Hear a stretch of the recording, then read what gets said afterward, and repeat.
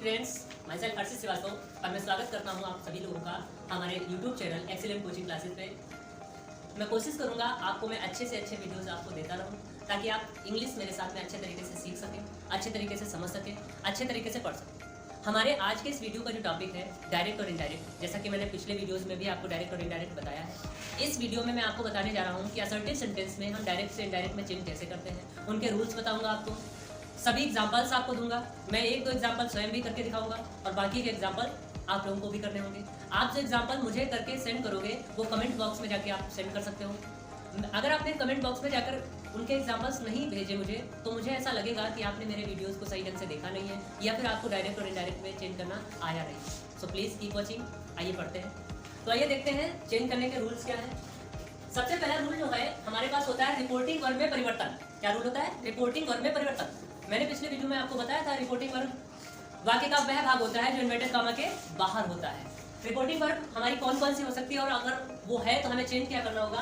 पहले नंबर पे तो हमने दे रखा है से या सेज। अगर रिपोर्टिंग वर्ब से या सेज है तो उसे सेम रखते हैं। सेम का मतलब वहां पे सेम लिखेंगे नहीं, बल्कि वहां पर हम से अगर है तो से लिख देंगे, सेज अगर है तो सेज लिख देंगे। इसके बाद में से टू दिया हो अगर तो टेल में बदल देते हैं, सेज टू दिया हो तो टेल्स में बदल देंगे। इसमें बदल देंगे टेल्स में।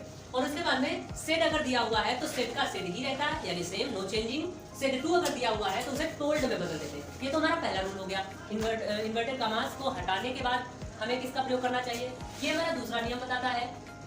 जब हम इन्वर्टेड कॉमा को हटाते हैं तो कंजक्शन दैट का प्रयोग करते हैं। किसका प्रयोग करते हैं? कंजक्शन दैट का प्रयोग करते हैं। आइए तीसरा नियम देखते हैं। इन्वर्टेड कॉमास को हटाने के बाद हमें किसका प्रयोग करना चाहिए, ये हमारा दूसरा नियम बताता है। जब हम इन्वर्टेड कॉमा को हटाते हैं तो कंजक्शन दैट का प्रयोग करते हैं। किसका प्रयोग करते हैं? कंजक्शन दैट का प्रयोग करते हैं। आइए तीसरा नियम देखते हैं। इसके बाद में रूल नंबर जो हमारा 3 है, तो मैंने आपको बता दिया कि दैट का यूज करते हैं। रूल नंबर 3 है सन रूल का प्रयोग किया जाता है। अभी सन क्या है मैं आपको एक वीडियो के माध्यम से बता भी चुका हूँ, और अगर आपको कोई प्रॉब्लम आ रही है सन का रूल मैं आपको दूसरे वीडियो में बता सकता हूँ। लेकिन अगर आपको कोई प्रॉब्लम आ रही है तो आप कमेंट बॉक्स में जाके अपनी प्रॉब्लम बताइए ताकि मैं उस टॉपिक पे आपको वीडियो अवेलेबल करा सकूँ। आइए देखते हैं रूल नंबर 4 क्या है। रूल नंबर 4 में टेंस में परिवर्तन किया जाता है, जो कि मैंने एक वीडियो में बता रखा है कि past indefinite, present indefinite, past continuous, present continuous, ये आपस में कैसे चेंज होते हैं। मैंने पूरा एक टेबल दे रखा था कि जो भी टेंस होते हैं प्रेजेंट इंडेफिनिट से लेके पास्ट परफेक्ट कॉन्टिन्यूअस तक कैसे चेंज होता है आपस में, तो उस टेंस में परिवर्तन वाले नियम को लगाते हैं इसमें।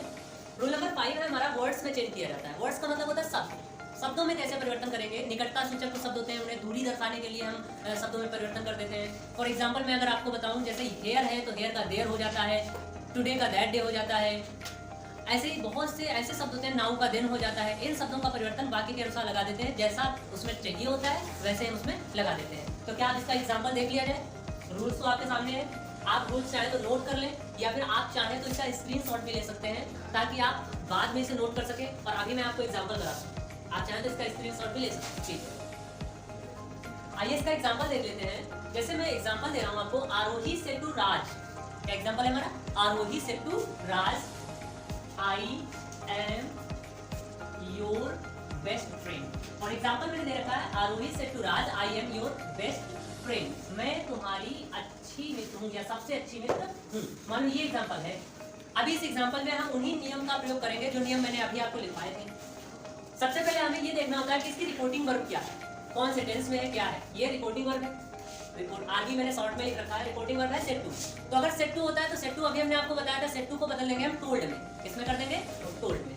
सपोज दैट हमने लिख दिया आरोही टोल्ड, और किसे बताया है?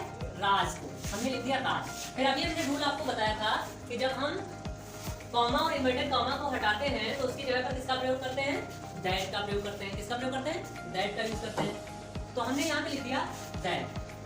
फिर हमने लिखाया है आपको सन रूल का इस्तेमाल किया जाता है। किसका इस्तेमाल किया जाता है? सन रूल। अब ये सन रूल क्या है मैंने आपको पहले भी बता दिया। अगर आपको समझ में नहीं आया तो आप कमेंट बॉक्स में जाकर लिख सकते हो अपनी प्रॉब्लम्स, ताकि मैं उन प्रॉब्लम्स को सॉल्व करने के लिए एक वीडियो बनाऊं और आपको आपकी तैयारियां अच्छे ढंग से करा सकूं। सन रूल का अकॉर्डिंग ये होता है कि हम सन रूल इस तरीके से होता है, मैं आपको एग्जांपल अभी यहाँ पे दिए भी दे रहा हूँ। 1 2 3 ये हमारा सन रूल माना जाता है। ये 1 का मतलब है फर्स्ट पर्सन, 2 का मतलब है सेकंड पर्सन और 3 का मतलब होता है थर्ड पर्सन। तो फर्स्ट पर्सन जो होता है वो सब्जेक्ट के अकॉर्डिंग चेंज हो जाता है, सेकंड पर्सन ऑब्जेक्ट के अनुसार चेंज हो जाता है, लेकिन थर्ड पर्सन में नो चेंजिंग होती है, क्योंकि एन फॉर नो होता है, ओ फॉर ऑब्जेक्ट होता है और एस फॉर सब्जेक्ट होता है।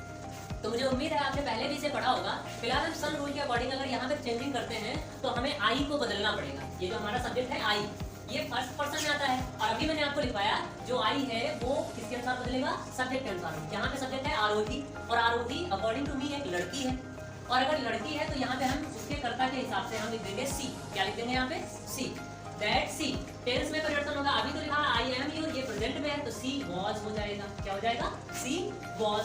अभी योर जो लिखा हुआ है ये सेकंड पर्सन में आता है, सेकंड पर्सन चेंज होता है ऑब्जेक्ट के अनुसार। ऑब्जेक्ट में है राज और राज कोई पुरुष, ऐसी स्थिति में यहाँ पे क्या हो जाएगा, वॉज हिज। बेस्ट फ्रेंड जो लिखा हुआ है वो बेस्ट फ्रेंड ऐसे ही लिखा जाएगा। कुछ इस तरीके से आपका ये एग्जाम्पल बन गया।